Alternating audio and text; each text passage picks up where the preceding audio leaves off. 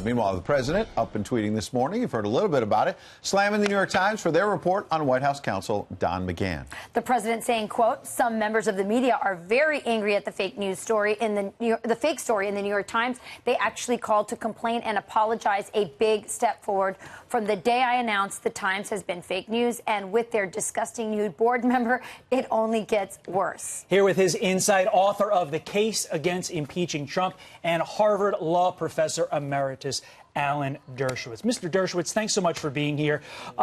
If this were your client, would you condone your client waiving the attorney-client privilege, or in this case, the executive privilege, to allow you to testify if you had something to hide? It's a very, very tough call for any lawyer. Look, there is no lawyer-client privilege between the President of the United States and the White House counsel. The White House counsel is not the personal lawyer for the President. He or she is the lawyer for the White House, the government of the United States. So there was probably no lawyer-client privilege to waive. As far as executive privilege is concerned, it's a tough call. And unless you know everything that the lawyers know, it's awfully hard to second-guess it, because the president's position is he did nothing wrong.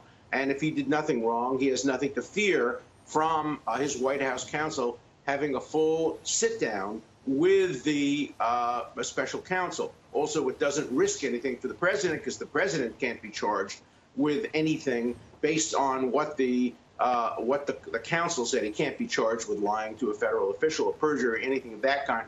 So it's a tough call. At the time they made it, the president's position and his lawyer's position was full cooperation with special counsel in an effort to try to end the investigation as soon as possible. That didn't work. The investigation continues. It looks like it's never ending. It continues. There's still negotiation about whether the president should testify. I think the bottom line is it's less bad for the president to have his counsel testify, or White House counsel testify, than to have him speak to special counsel. Because if he speaks to special counsel and says anything that's contradicted by another witness, he's essentially walked into a perjury trap, even if he did nothing wrong. Professor, so the president gives his gives the White House counsel permission to go speak, says be transparent, tell him everything, and yet the investigation doesn't end. Was that naive of the president to think it would? And does that say more about the investigators, that they're maybe not after the truth, maybe they're after a scalp? Because apparently what we did learn from the New York Times article is that Don McGahn said that the president didn't do anything wrong after 30 hours of testimony. Yeah, what they're interested in the special counsel's office is writing a scathing report to Congress. The thing that's wrong with the special counsel is if you have a regular U.S. attorney investigating a case and nothing comes of it, that's no big deal. They go on to the next case. But if a special counsel spends tens of millions of dollars, hires an enormous number of staff members, and comes up empty or with small numbers of indictments against low-hanging fruit, people who had very little or nothing to do with the subject of the investigation, well, then he's a failure, and nobody wants to be a failure. And that's why special counsel who come in with essentially with targets on the back of certain people persist until they think they can come up with something. And so I think maybe it was a bit naive to think that Mueller would end the investigation when they had access to special counsel. This investigation looks like it's going to go beyond the 2018 midterm elections, because we're getting awfully close to a point where they can't release a report without influencing the election, and that would be in violation of Department of Justice rules. And Professor, you talk about this dragging on, and the McGahn story yesterday and this morning in the New York Times reminded me how many times before we've seen the media melt down with, aha, maybe Mueller has finally got him. They did this months ago when George Papadopoulos pled guilty to lying to the FBI, and you heard a lot of people say he's going to turn on the president. Listen to this and we'll get you to react. Right.